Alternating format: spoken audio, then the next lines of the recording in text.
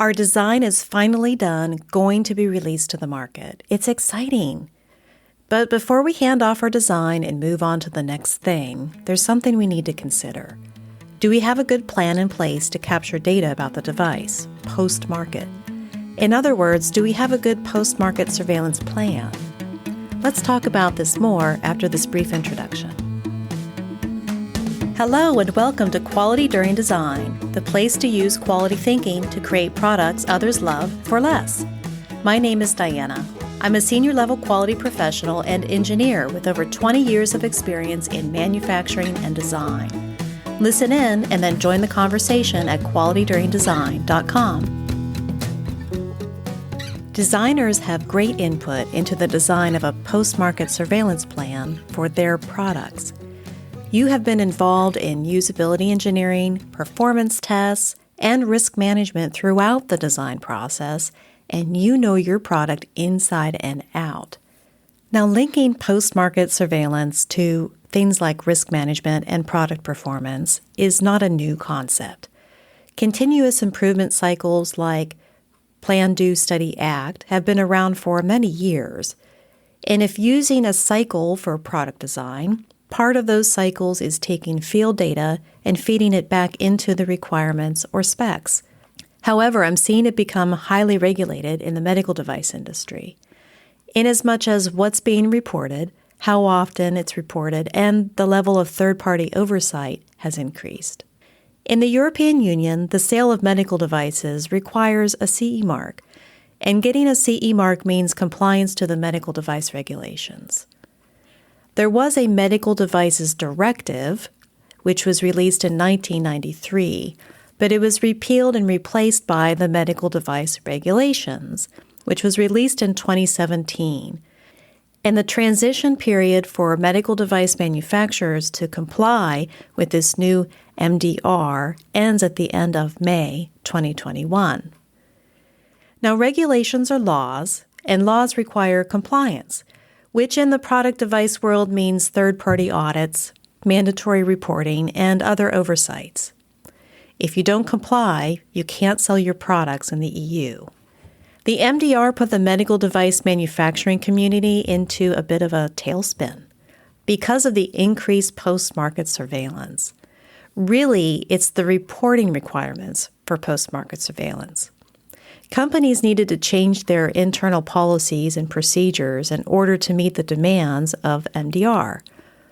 When we get into business systems, there is no one-size-fits-all fix. Policies and procedures depend on the company's existing structure, the types of products they sell, their markets and their users, and even their company culture.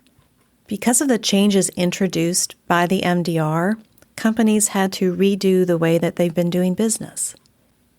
So what is a post-market surveillance system? It's really an engine of information, and it's information that leaders need to use to make decisions about the acceptability of their products in the field. How does this engine work? It's a lot like a Plan, Do, Study, Act cycle or the Deming wheel, that continuous improvement cycle. So much so I don't really see a need to make up something new for it. If we visualize a wheel with 4 spokes, and each spoke has a different letter designation. One of the spokes is P for plan, D for do, S for study, and A for act. In our post-market surveillance engine scenario, planning is the design of the product and its risks. Planning is associated with the product design performance, or the claims of what the design can do, the expected performance we've learned from doing verification and validation and usability engineering. Planning is also managing risks, identifying them, estimating their effects, putting controls into place, and making an acceptability decision. On the second spoke of our wheel is Do, which is releasing our product to the field. The third spoke of our wheel is Study, which is the actual post-market surveillance activities. And the last spoke of our wheel is Act. This has to do with the responsibility of the company to evaluate the post-market surveillance data and make a decision about the product. Is it performing the way we intended it to? Are people using it as directed? Is there a problem that we need to recall it? In this model, product designers affect the planning stage the most. The most obvious effect that a designer has on the planning part of this engine is the design performance.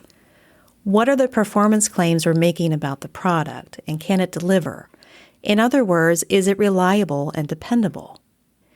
Usability engineering is also a big part of this.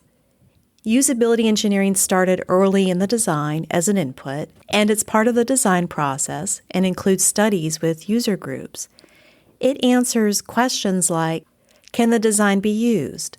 Can the user carry out the task? Is it intuitive?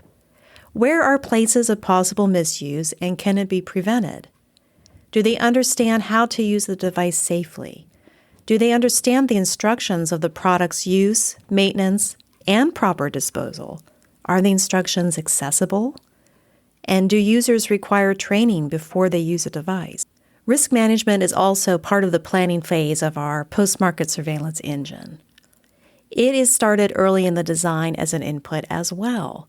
It's also part of the design process and features analyses, risk controls, and drives action items for improvement. After all those questions, finally, given all that we know about the risks of our product failing or doing harm to people or environment, is it worth manufacturing and selling? Does the benefit of our product outweigh the risks it introduces? Risk management also interfaces with the design performance and usability engineering efforts, so it affects the design and test methods. Back to our post-market surveillance engine. We are now at the do part where we're releasing our product to the market. After the release to the market, we can move on to study. And this is where our post-market surveillance planning comes into effect, where we're collecting information about what's happening in the field. And we're asking questions like, how does it compare with our product performance?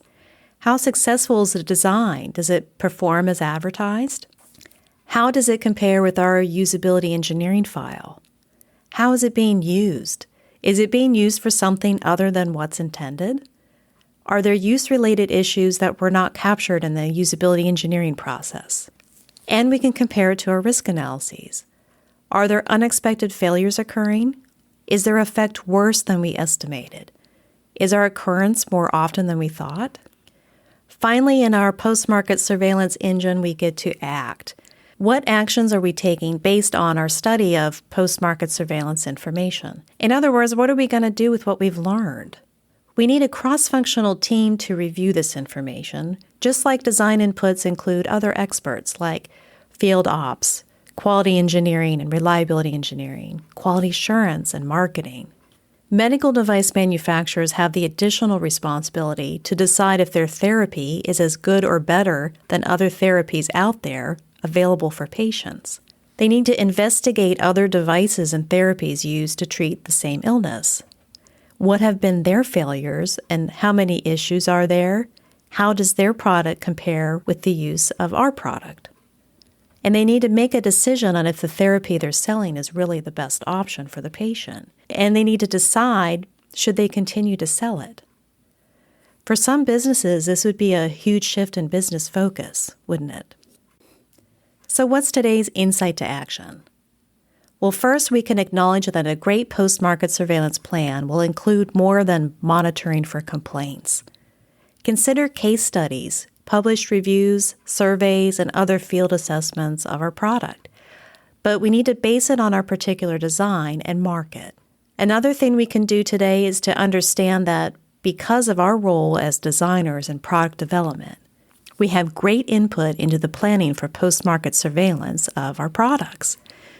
We've been involved in performance tests, usability engineering, and risk management throughout the design process, and we know our product inside and out. So before there's a release to market, we can take another look at the product performance results during development, the usability engineering file, and the risk management file. And we study these so that we can pull out what's really important to monitor in the field for this product. We can consider what a team would need to monitor to ensure the product is worthy of customers to use. We can use all that work that we did during design development to help make a meaningful plan for post-market surveillance. I'd like to hear from you now. What are some examples of post-market surveillance activities for products you've been involved with? Please reach out to me on LinkedIn. I'm Dianna Deeney, or you can leave me a voicemail at 484-341-0238. I get all the messages, and I might include yours in an upcoming episode. If you like this podcast or have a suggestion for an upcoming episode, let me know and share this podcast with your designing peers. This has been the production of Deeney Enterprises. Thanks for listening.